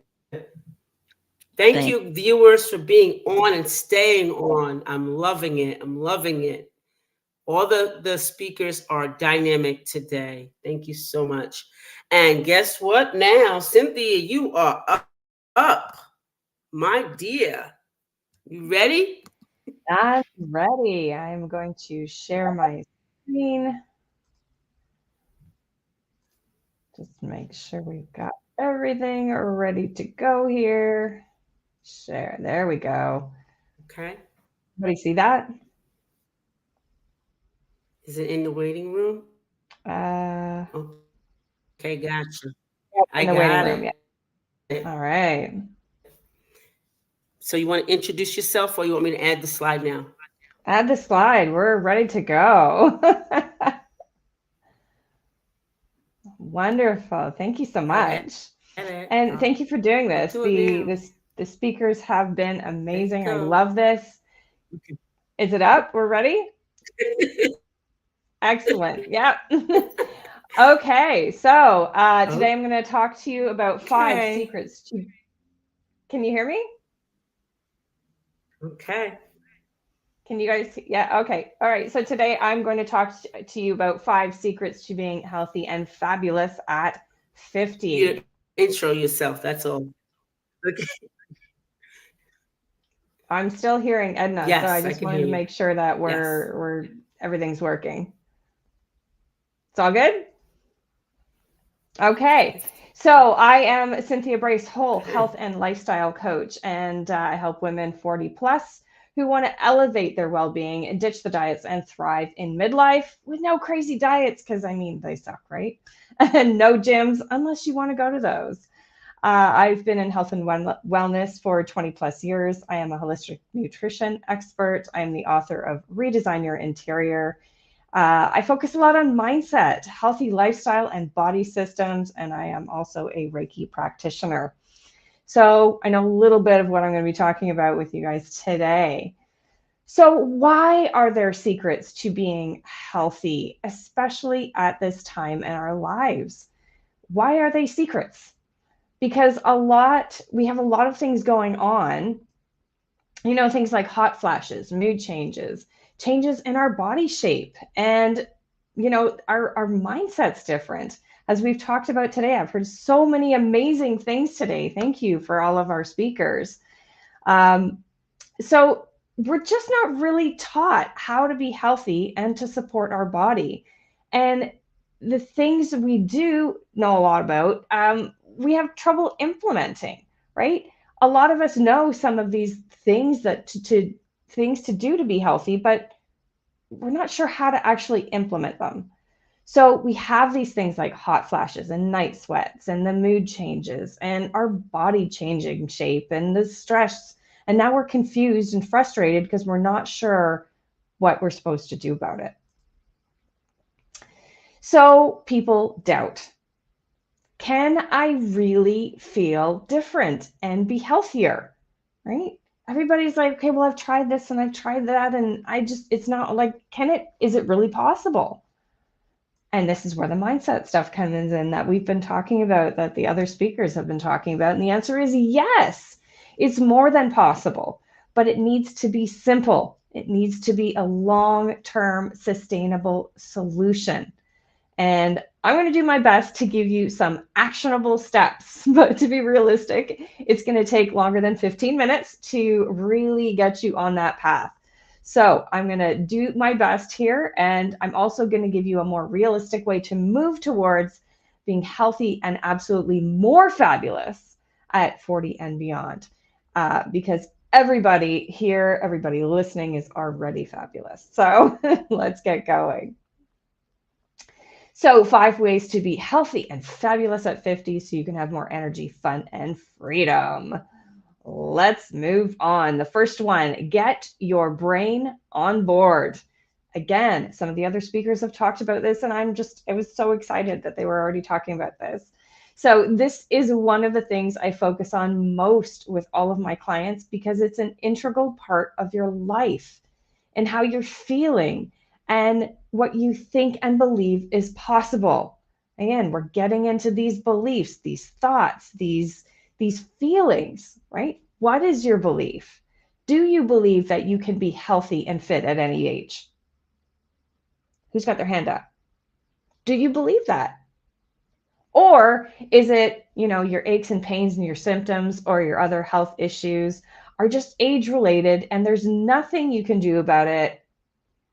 Right? That's the other side of the coin. So there's 2 different mindsets there. Maybe you think something in between. Or do you have a diet culture mindset that's holding you back from being fit and healthy, whatever shape you're in? Right? So many women have this diet culture mindset, and it's so confusing. So we want to first become aware of how you're thinking. Right? That's the first thing is like, oh, what am I actually thinking? And a lot of the time, the people that I speak with are like, oh, I didn't even realize I said that. It didn't, wow, where did that come from? And it's this subconscious stuff that just continues to come out. So if you don't kind of take a look at that and really like, wow, I actually said that. Do I actually believe it? And I talk to them about like belief sticky notes. So it's like all of these beliefs that people have stuck on you and you have stuck on yourself from when you're born to now. And you got to take those off and really take a look at them to see like, is that something I actually believe? And then if it's something that you don't, it's shifting that belief to what you actually want to believe. If you don't think it's possible to have the health you want, how do you shift that? So you're like cracking that window of possibility. And I talk to my clients a lot about this. It's like, how do we switch this around? If you don't believe that yet, great. Now you actually know that. Fantastic. How do we switch it? And I ask them to come at it of, do you think it might be possible? Maybe possible.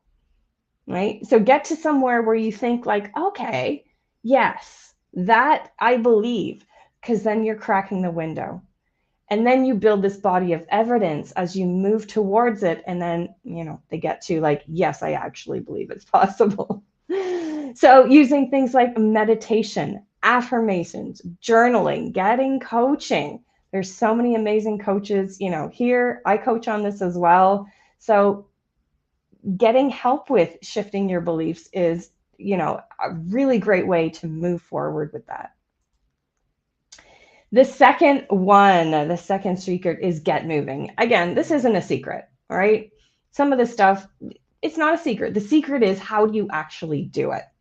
But getting moving is a really important part of being healthy at 50, 40, and beyond. So a lot of us spend the day sitting. So we need to work into our day a routine of getting up and moving around. You may have noticed that I, turned my camera off as some of the other speakers. I was listening, but I was actually doing some squats. I was doing some stretching. I was moving around because a lot of my day is sitting down. So I get up and I move around in the day when I get the chance to do it. I also have a routine of moving in a way that I like to do. So it's that, spontaneous movement, and then having this other time where you're having a little more structured movement. Maybe you're going for a walk. Maybe you're taking a class. Maybe you're doing resistance training, really important for women over 40. But make sure it's something that you like to do. That's how you start getting moving. Make it something you like, and then you're getting into the habit of it, and then you want to try, those other things. So make it fun. It doesn't have to be so structured.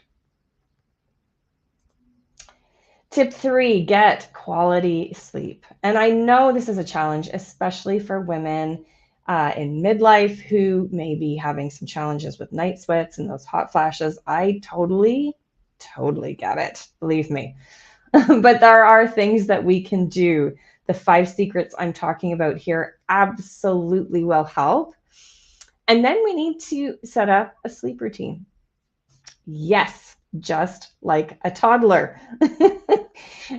For anyone who's had kids, I personally haven't had kids yet, but apparently they have sleep routines where they have to do things at a certain time so they know it's time to go to sleep. So we need to do the same things. If we're not getting that quality sleep, it's like turning off that TV, putting down the devices, getting into this routine so that your body understands it's time for rest. Doing things like a brain dump. It's like, people have that really active mind at night, and all of a sudden you have this to-do list. Put it down, just write it down, and then, you have it for tomorrow. Changing things in your environment will help you sleep better. Closing blinds, blackout blinds, making it cool. Meditating. It doesn't have to be hard. 5 minutes, deep breathing, calming your body down and getting into that, moment for sleep. Your body needs to understand it's time for sleep. And getting help with health challenges. Things like sleep apnea obviously is a really big challenge with sleeping. So getting help with any health challenges as well will help you sleep better. Number 4, reduce stress. Okay, so this one is a really important, especially for perimenopause and menopause symptoms, because it has to do with hormones, right? When you're under a lot of stress, cortisol, insulin, all of these things are going on, and it doesn't help with your symptoms. So we want to look at where your stress is coming from and how you can reduce it, right? So we're looking at our schedule. One of the other speakers again was talking like, do you have to do all these things? What is important?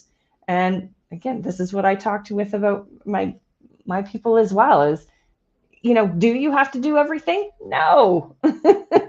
You can ask for help. You can say no. You can change your schedule. You are in control of your schedule. Are there things you have to do? Sure. But you should be on your schedule as well. Your health is so important. If you're not taking care of yourself, you can't help everybody else, right? So you need to look at it that way, that your health is probably more important than anything, because if you're not around or if you're not feeling well, you can't do these things, right? So stress, reframing your schedule, reframing your thoughts. We've talked about that as well. Breathing exercises, journaling, meditating, being in nature. Maybe you need a therapist. Maybe you need that one-on-one time to talk through what's going on to reduce your stress. There's a lot of things you can do. Again, meditating doesn't have to be crazy. You can do it for 5 minutes. That's going to help get you out of that fight or flight syndrome. And this stuff should become part of your lifestyle, your unique lifestyle. So what I do to reduce stress and what you would do is different. So it has to be specific to you. And no, not it's not a once and done thing. So it's like I don't meditate once and then I'm good, right? So it's something that I need to continue to do throughout the days, right? So find something that works for you, that centers you and helps you. And number 5, the 5th secret is focus on the foundation of your health. So what we eat and drink has a lot to do with how we feel and our overall health. So drinking water or eating whole foods is going to give your body the nutrients and building blocks it needs to help with menopause symptoms, right? And on the other hand, drinking things like pop and too much caffeine, eating fast food, convenient non-foods. If you're eating this stuff all the time, it's not going to give your body the nutrients it needs. So were you taught how to eat to support your body's unique needs? Anyone? Anyone have? Then I was like, yeah, I totally taught that, right? Help give your body the building blocks it needs to have energy, a strong immune system, help your microbiome, help you reduce perimenopause and menopause symptoms, high blood pressure, high cholesterol, help with diabetes, insulin resistance, extra body fat. Who was taught that? Were you? I wasn't, right? Not until I went to school for it, right? And which is not everybody's path, nor should it be. But you have to know that you are not alone, right? When I've had people come to me and they're like, why don't I know this? I should know this. I'm like, why? How? Why would you know this, right? If you're not actually taught it, how would you know it? So don't feel bad. You're not alone in this. But what you eat and don't eat is the foundation of your health. So it's really important to, figure this stuff out. So that's why I created my program called Nourish Me. It's a realistic way to get healthier and absolutely more fabulous in that time, more fabulous than you are now. So I created it for women just like you. And it's a step-by-step way to learn actually how to nourish yourself so that you can be healthy and fit at any age. It helps you get there in a realistic way. So let's talk about diets for a minute because when you do diets, you do them for a short period of time and then you go back to doing what you were doing before, which wasn't working. And it's so difficult. So when you learn how to eat in a way that nourishes your body and helps you fit into your sexy jeans, helps with menopause symptoms, you don't need diets because it's just what you do. You don't need anything else. So it takes that stress away. And it doesn't mean that you're going to be eating salads or never having your favorite treat. That's not realistic or sustainable. That's not what that means, right? When you're eating in a way that's unique to you, it includes all of those things. I eat my birthday cake, hands down, every time. It's delicious. So when you nourish yourself this way, you're helping balance your hormones, not just the declining estrogen and progesterone, but insulin and cortisol, which is blood sugar and inflammation. And that's why eating in a way that supports your body is the foundation of your health. And once you learn it, nobody can take it away. It's foundational. It's just this knowledge that you're always going to have. So it's going to help with your hot flashes and night sweats. And, sometimes you have thinning hair and stress and mindset. It helps with all of it. So on the screen are some of the things that are included in the program that I have. It's going to be running April 14th coming up. So the special one this time is a digital copy of Beyond Hormones by Clarissa Christensen. She is a colleague of mine, and she has offered this a copy of her book with the program. So it just really helps you learn in a step-by-step, easy way how to nourish yourself so you don't have to rely on diets. So 5 secrets to being healthy and fabulous at 50 so you can have more energy, fun, and freedom. Get your brain on board. I think, with all of the speakers that were here today, they were talking about how important your mindset was. I'm 100% agreement with that. I work so much with that as well. Get moving. Do it in a way that's fun for you. Start there, and then start putting in things like resistance training, which is so important for women because we do lose our muscle and we don't want to get that osteoporosis. So getting quality sleep, when you focus on the foundation of your health, that helps with your quality sleep as well. So set up that routine, that sleep routine like you're a toddler, and start to reduce your stress.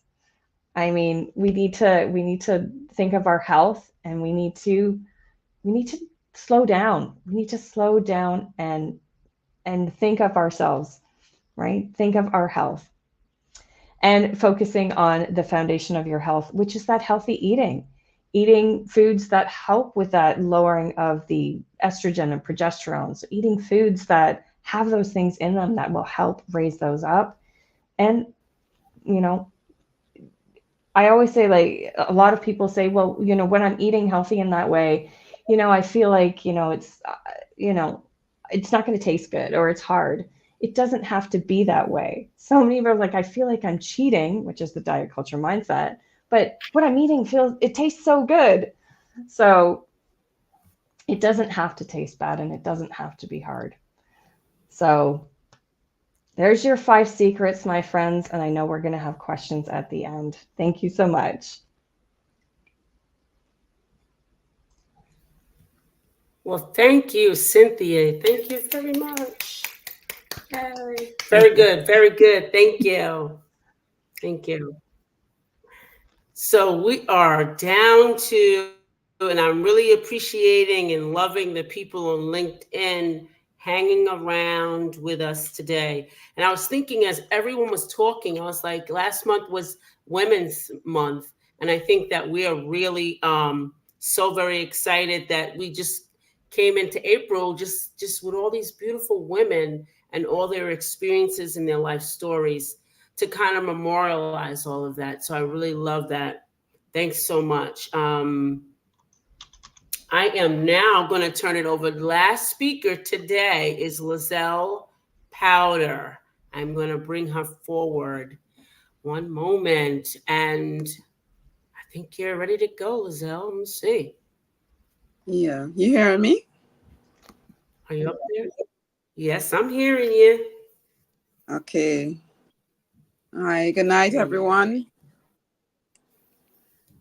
All right. Good night, everyone. My name is Lizelle Powder. Good night. I'm originally from Trinidad and Tobago, living in New York. I've heard so many lovely testimonies and experiences and growth and elevation and all of that lovely stuff. And, it's part of me also. Coming from the Caribbean, coming to America in 2014. At the time I was married. I'm divorced now. I have 2 grown daughters. I'm a grandmother. You come into a country where you don't know nothing.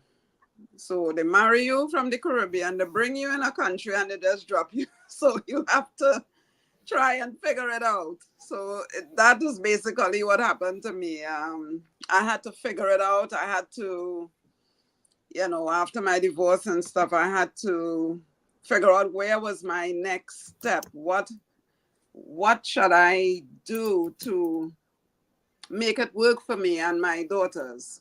So dealing with stress, dealing with depression, I had to figure out a way to get over, and writing was part of it. I just started writing, started scribbling stuff.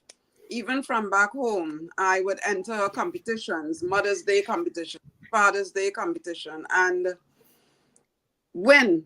I would actually win. I actually won a Mother's Day competition, a full basket with lots of stuff, and I end up sharing it out with friends. My coworkers will encourage me to say, well, Lisa, you got to keep on writing. But I would say, Yeah, you know, because at the time I didn't really see it as doing much. But when I got here, I started scribbling again, going through my little depressions, going through a little stress because you're trying to find your way in America, trying to figure out what job can you do, where can you turn to. And it so happened that some of the people that I spoke to became good friends, and they were the ones that guide me along, told me where to go to get this, where to, you know. The writing came about from Lisa Owens. She is a manager at a pantry called Long Island Cares. And I would normally go there with my husband at the time because he's a veteran, served in the army. And we would go together, and I started talking to her, and that's how we developed a relationship. So I told her, well, I'm looking for a job and stuff, and she would give me resources. She also gave me clothes because there is this company that would help you with clothes to go to work or to go to for interviews. I can't remember the name of the company right now, but both of us decided to, you know, exchange numbers, and she said if she has any resources, she would reach out to me. So sad, so done. After my divorce, we became good friends. She gave me more resources, and then I told her, I said, girl, I really want to write, you know. I really want to get poetry. I love poetry, and I really want to write. She said, okay, you want to write? I say, yeah. She said, let me put you on to Edna White. And I said, Edna White? She said, yeah, she's an author, and she's this and she's that. I say, oh my God. You sure, girl? Because all of a sudden you're talking big. You're talking big. You want to do this, you want to do that. Yeah. But when you get the opportunity now, you start to back away. Oh my God, am I? You start to get nervous. So Lisa gave me her email, and that's how it started. I reached out to Edna. Edna, we introduced ourselves, and she said, well, I'm doing this book, and I want, she told me the name of the book, I think is No Sweet Meat, Tell Me the Truth, something like that. And she said, I want 10 poems from you. I said, 10? I said, oh my God, 10 poems. I started to get nervous. I said, but Lisa, you asked for it. This is the thing. Sometimes we ask for something, and when we get it, and when it comes right in our face, we tend to back away or get scared. And that is how I was. I said, but I asked him to write all the time, and now I get it. What am I going to write about? And I just developed that thought, that period of my distress. And that is what I focus on writing about. I wrote about my growing up, wrote about stuff that I went through in my marriage and stuff like that. And I sent the 10 poems for her, and it came out in the book and stuff. And that's when the writing started. Every minute Edna will send me stuff. She would send me, take part in this, connect with this person. At one that she's still my coach. I still call her and we still talk. If I have an idea, I still reach out to her. After going through the writing, I decided to publish my first poetry book. It's on Amazon. It's called Still Overcoming. That was in 2019, around there.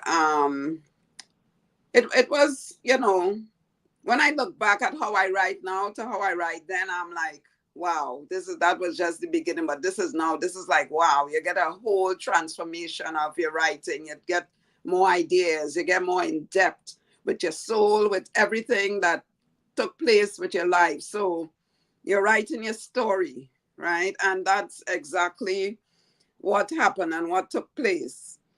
After the writing, the art came.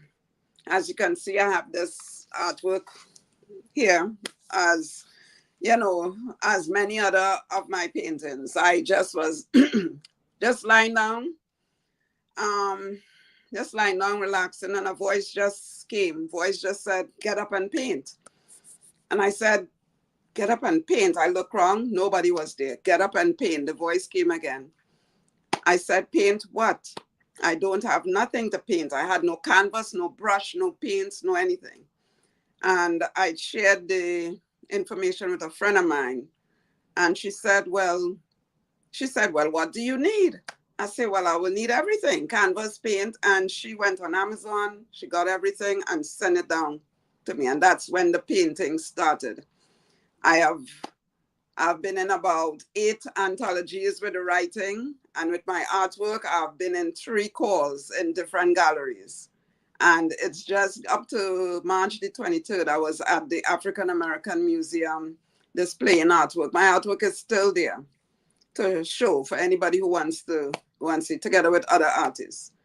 So I'm saying this to say, even though I was divorced and I had 2 children and a grandmother, I still had to find that solution to bring that peace, for that solution to help me grow. I'm still writing, still doing submissions, still going to events and reciting my poems.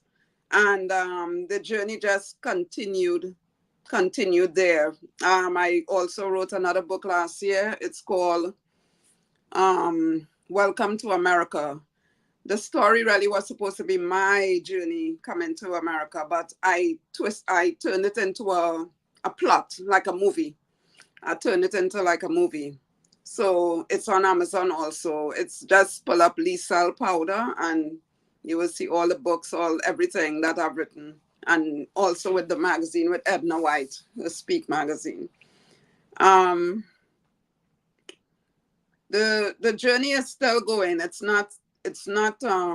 hasn't ended. It's still going. It's still growing. And with all of that, as the lady was talking about with menopause, I didn't take care of my menopause. I did not, because I thought was, okay, you get hot flashes and that's it. Now, I didn't know you had to take certain supplements. So right now I'm prone to get fractures in my spine because they checked my spine and my wrists. They said I have osteoporosis in the spine and in my wrist. So I'm prone to getting fracture. But so now I said, oh my gosh, what am I to do? So just as the lady was speaking about healthy living, this is what, not to wait until something happened, then you want to grab at the situation and try and fix it. You have to be fixing it all the time. Just like exercising. In the morning, I get up at 5 to 5:30, prayer, meditation, 5:30 till 20 minutes, exercise. Get ready, bathe, get ready, and I go to work. So every Monday to Friday, I make that as a routine. Try to get the exercise. I try to, I'm trying very hard to watch how I eat. I'm not a big person, but peanut butter and bread, oh my gosh.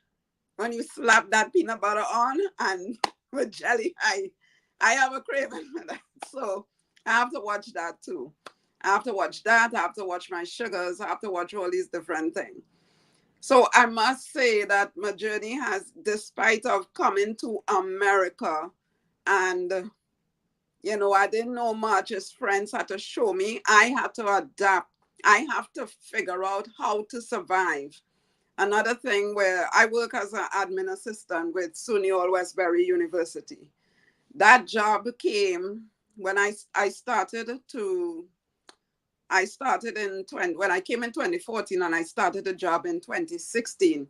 Just a friend of mine, she's a head of a pantry. I used to go and volunteer in the pantry. She said, go to LIEOC. They have classes there. I started going. The counselor came to me and said, hey, they need someone to hold on at a position at SUNY Westbury. It's for 6 weeks. I started March the 16th, 2016. I've been there ever since. It was supposed to be 6 weeks. It ended up to all these years. But I left in 22 because I got another position. Because when you start with the state, you have to start from the lowest. You have to come up. You have to do the test. And this is what I'm going through right now. So I left. I went to another job, not a state job, Access VR. They help people with disability. I felt very proud working there. I met so many lovely people and many customers. While I'm there, I took another test. I passed. I saw an ad with Sunil Westbury again for an admin assistant. I applied. It was really 2 positions I applied for. Something told me just go for one. It was taking a chance going for one of the position, which was in education. I said, you know what? I'm just going for this position. Lo and behold, I got the position. And I've started last year, October, as an admin assistant, trainee 1. So I'm heading to be a full admin assistant 1 soon. So it just goes to show the growth, and I'm so proud of where I came from. Coming from the Caribbean, coming here, you by yourself, single parent, taking care of children with, a granddaughter, and you've seen yourself grow, and you see yourself travail, you've seen yourself expand and explore different ideas and different features of your life. So that's why your mind is always to do with your mind, how you focus and program your mind to do things. I've heard so many wonderful stories from everyone, and to know who became author, who became teacher, who coach, you all didn't just stop. You all just kept going. And this is the thing. We just have to keep going as women, keep going in whatever we set out our minds to do. I know this is not the end for me. I know there is more, and I just want more, despite of being single or whatever, Never look at that as a position to say, well, okay, you're done for, there is nothing going good for you. No, there is always something going good for you. Just the idea that you could get up every morning, just the idea you could get up and praise God and say amen and, thank God and meditate and go to work, and your eyes are open. So that is a blessing. So there is so much in store. You're here for another day, another time, and another season, and another place. So it's so much to explore inside of you, to know the true beauty of you and what you can do. So with this, I would say it has been a journey. And the journey, I would say the journey now starts. And I'm thankful for this journey that I'm on. I'm very appreciative for being on here, and thankful for the wonderful speakers. Again, thank you again.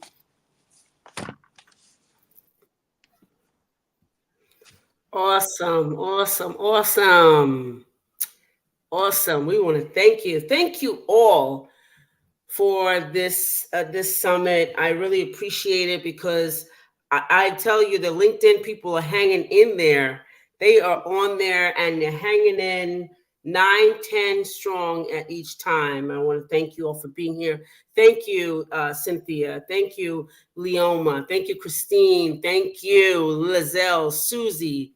Thank you, Michelle. Thank you, Ruth. Thank you, everyone, for being here, because truly it's been really amazing. I know I've learned some more things that I need to have done, but I thank you for that. I thank you for just being here.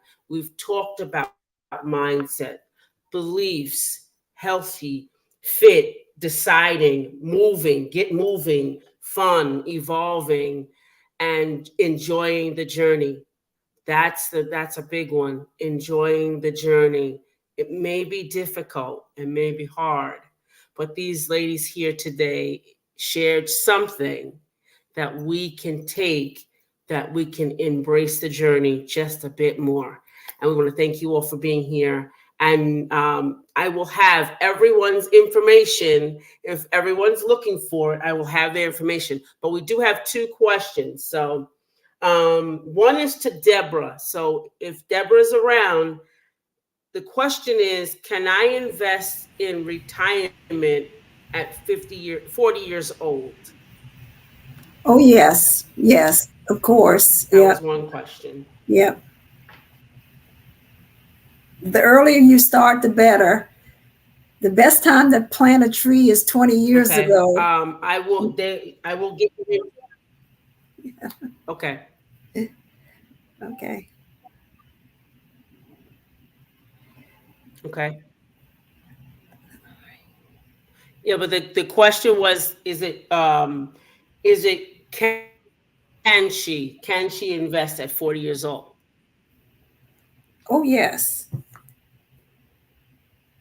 Yes. The earlier, the better. Hello? Okay. Okay. Okay. Thank you. Okay. The next question is to Michelle. What's the one thing I can do to love myself at 60? Oh, goodness. That's a good question. Again, what you can do at 30 and 40, you can do at 50, 60. Find the little bits of things that bring you joy. For me, it's a little glass of wine or a little piece of chocolate, but starting with the little things that bring you happiness, that make you feel happy and give you the warm cozies on the inside. Start with those little things that you can start implementing on a daily basis that is that self-love piece for you, that self-love gesture for you. It's only for you. It's special for you. It's the one thing that makes you feel so nice inside. Um, Fresh flowers on the table. Go buy yourself some flowers. I love going and listening at a piano bar and sitting up at the bar, and without fail, guys will start buying me drinks, but I love the live music, and music is so therapeutic for me and I love it. It's such a joy. So finding the small things and building up to the bigger things, and you get more empowered and more brave to take those risks and get out of your comfort zone. And those little pieces, those are the bits that you can implement every day into your life to give yourself and show yourself love. That's wonderful. Thank you so much. Again, I want to thank you, ladies, for being here tonight. I want to thank you for showing us how to be fabulous. And let's stay in touch. And this video will be available to you to see and replay again. Thank you for hanging around on YouTube and on LinkedIn. Thank you so very much. Bye for now. Thanks, Edna.